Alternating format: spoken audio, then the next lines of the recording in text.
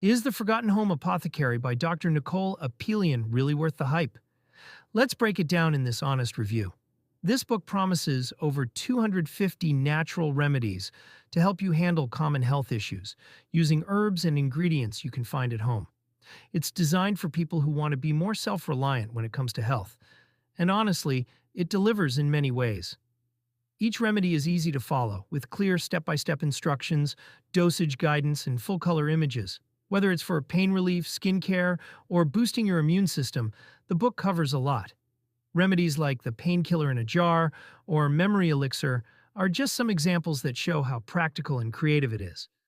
But it's not perfect.